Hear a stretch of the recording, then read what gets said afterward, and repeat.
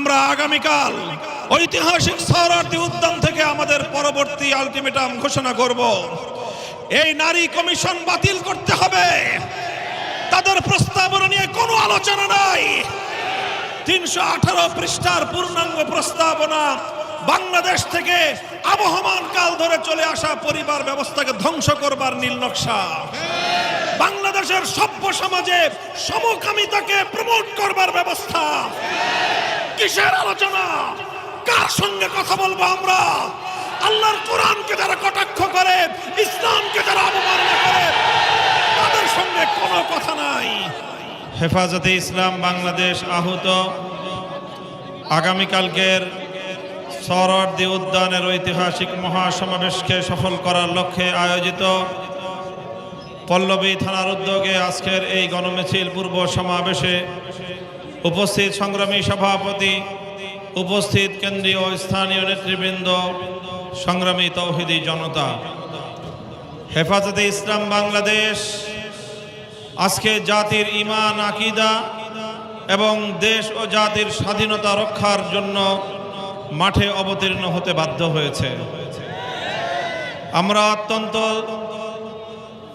ভারাক্রান্ত হৃদয়ে আমরা লক্ষ্য করেছি যে আমরা বর্তমান অন্তর্বর্তীকালীন সরকার, যে সরকার প্রতিষ্ঠায় এদেশের আলেম সমাজের বহু রক্তের নজরানা পেশ করতে হয়েছে, ফ্যাসিবাদী সরকারকে উৎখাত করে একটি নিরপেক্ষ দেশের গণমানুষের আস্থার সরকার প্রতিষ্ঠা করার জন্য এদেশে অনেক মানুষ রক্ত দিয়েছে। ছাত্র জনতাকে রক্ত দিতে হয়েছে, জীবন দিতে হয়েছে। রাজনৈতিক দলগুলোকে অনেক কোরবানি ত্যাগ স্বীকার করতে হয়েছে, জীবন দিতে হয়েছে, প্রাণ দিতে হয়েছে। তবে সবচেয়ে বেশি রক্ত দিতে হয়েছে হেফাজতে ইসলাম বাংলাদেশকে। 2013 সালের শাপলা চত্বরের গণহত্যা, 2021 সালের মোদী বিরোধী আন্দোলনে পাখির মতো গুলি করে হত্যাকাণ্ডের শিকার হেফাজতে ইসলামের নেতাকর্মী, সর্বশেষ 2024 সালের জুলাই আগস্টের গণ অভ্যুত্থানে বাংলাদেশের তৌহিদি জনতা হেফাজতে ইসলামের সঙ্গে সংশ্লিষ্ট নেতা কর্মীদের প্রায় অর্ধ শতাধিক হেফাজত নেতা কর্মীরা এই জুলাই আগস্টের বিপ্লবে শাহাদাত বরণ করেছে। এত রক্তের উপর প্রতিষ্ঠিত হয়েছে যে সরকার, সেই সরকারকে প্রোটেকশন করা, সেই সরকারের পক্ষে রাজপথে বলিষ্ঠ ভূমিকা রাখা, বিভিন্ন দেশ বিদেশের সরকার বিরোধী পক্ষগুলোর অব্যাহত চাপের মুখেও সরকারকে সমর্থন দিয়ে তাদেরকে শক্তি যোগানো, এটাই ছিল হেফাজতে ইসলামের এতদিনের কর্মপন্থা। কিন্তু অত্যন্ত দুঃখ এবং পরিতাপের বিষয়, বিগত 19 এপ্রিল বাংলাদেশের চলমান সংস্কার কার্যক্রমকে স্তম্ভিত করে দিয়ে নারী বিষয়ক সংস্কার কমিশন যেই প্রস্তাবনা প্রধান উপদেষ্টা বরাবর জমা দিয়েছে এবং প্রধান উপদেষ্টার কার্যালয় থেকে তার অফিসিয়াল ভেরিফাইড ফেসবুক পেজে সেই প্রস্তাবনার সারাংশ উপস্থাপন করে সেখানে নারী বিষয়ক সংস্কার কমিশনের প্রস্তাবনাকে বর্তমান সরকারের ক্ষমতাকালীন সময়ের মধ্যে যথা দ্রুত সম্ভব বাস্তবায়নের পরিকল্পনা এবং প্রত্যয় ঘোষণা করা হয়েছে। প্রধান উপদেষ্টার কার্যালয়ের এই ঘোষণায় এদেশের তৌহিদি জনতার হৃদয়ে ক্ষোভের আগুন ধরে গিয়েছে, ক্ষোভের আগুন ধরেছে। আমরা যখন এর বিরুদ্ধে প্রতিবাদ জানাই, অনেকে আমাদেরকে বলে যে আলোচনার টেবিলে না গিয়ে রাজপথে আমরা কেন নামলাম। আমরা তাদের অবগতির জন্য পরিষ্কার বলতে চাই, আমরা আলোচনার টেবিলে অনেক কথা বলেছি। প্রধান উপদেষ্টার সঙ্গে কমপক্ষে সরাসরি প্রধান উপদেষ্টার সঙ্গে হেফাজতের কেন্দ্রীয় নেতৃবৃন্দ 4 দফা বৈঠক করে অন্তত মামলাগুলো প্রত্যাহারে আন্তরিকতার সাথে ভূমিকা পালন করবার আহ্বান জানানো হয়েছে, কিন্তু কানে পানি ঢুকে নাই। অন্যান্য রাজনৈতিক দলের নেতা কর্মীদের মামলা যেভাবে প্রত্যাহার হয়েছে, অদ্যাবধি হেফাজতে ইসলামের বিরুদ্ধে দায়েরকৃত প্রায় 350 মামলার মধ্যে কয়টি মামলা প্রত্যাহার হয়েছে আমরা জানতে চাই। কাজেই তারপরে কথা হলো নারী অধিকার সংস্কার কমিশন নিয়ে যেই প্রস্তাবনা তারা উপস্থাপন করেছে, বছরের পর বছর নয়, দশকের পর দশক ধরে এই বিষয়ে আলেম সমাজ তাদের সকল বক্তব্য এবং নারীকে ইসলাম প্রদত্ত যে অধিকার, ন্যায্য অধিকারের কথা এদেশের আলেম সমাজ বলে আসছে, হেফাজতে ইসলাম বলে আসছে। হেফাজতে ইসলামের 13 দফার মধ্যে অন্যতম দফা হলো নারীর জন্য ন্যায্য অধিকার প্রতিষ্ঠা এবং বাস্তবায়ন করা। এই সব কিছু জানা থাকা সত্ত্বেও প্রধান উপদেষ্টার পক্ষ থেকে নারী সংস্কারের জন্য যাদেরকে দায়িত্ব দেওয়া হয়েছে, যাদেরকে দিয়ে কমিশন গঠন করা হয়েছে, সেই কমিশন বাংলাদেশের 95% নারীর প্রতিনিধিত্ব করে না।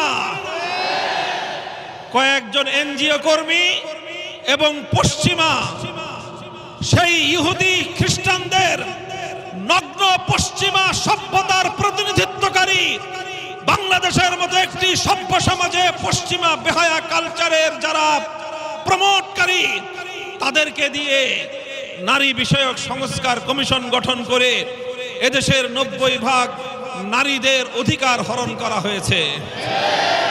এরপর তারা যেই প্রস্তাবনা দিয়েছে, সেই প্রস্তাবনার মাধ্যমে মাতৃজাতির নজিরবিহীন কলঙ্ক করা হয়েছে।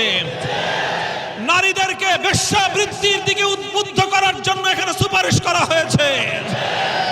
এখানে ইসলামকে, ধর্মকে নারী পুরুষের বৈষম্যের প্রধান কারণ বলে সরাসরি আল্লাহর প্রতি, আল্লাহর কোরআনের প্রতি কটাক্ষ করা হয়েছে। এরপরেও আমাদেরকে নসিহত করেন যে আমরা কেন মাঠে নামলাম। আপনারা যে অপকর্ম করেছেন, এতদিনে এই নারী কমিশনের প্রত্যেকটি কুলাঙ্গারকে তসলিমা নাসরিনের মতো বাংলাদেশ থেকে বিতাড়িত করা প্রয়োজন ছিল। আজ আমরা পরিষ্কার ভাষায় বলতে চাই, আমরা আগামীকাল ঐতিহাসিক সোহরাওয়ার্দী উদ্যান থেকে আমাদের পরবর্তী আলটিমেটাম ঘোষণা করব।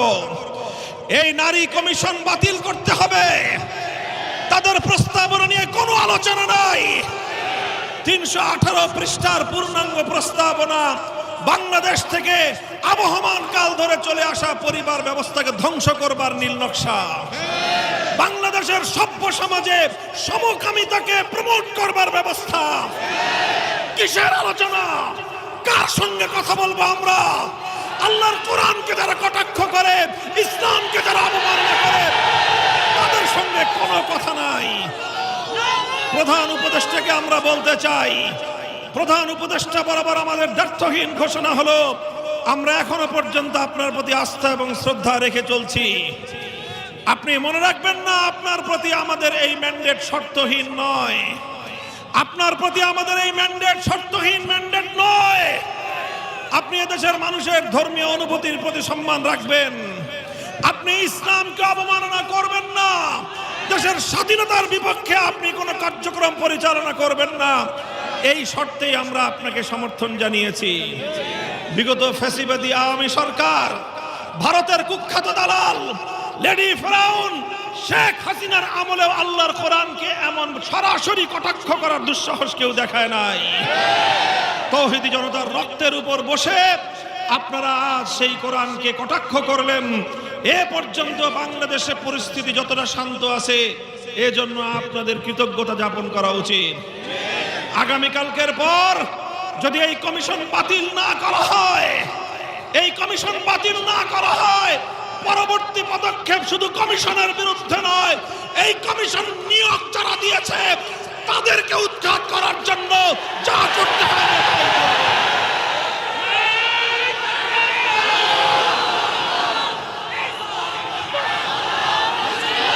সংগ্রামী সাথী ও বন্ধুগণ, এখানে আজ আমাদের বক্তব্য সমাপ্ত করছি।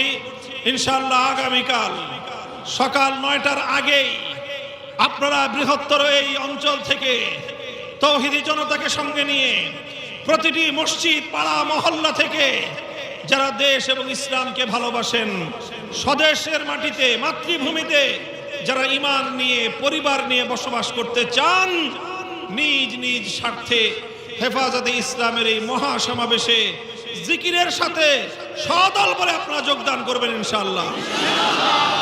আল্লাহ পাক রব্বুল আলামিন আগামীকালকের এই মহাসমাবেশকে সফল করুন। এবং এদেশটাকে আল্লাহ পাক সকল ষড়যন্ত্রের হাত থেকে রক্ষা করুন। ওয়া আখিরু দাওয়ানা আলহামদুলিল্লাহি রাব্বিল আলামিন।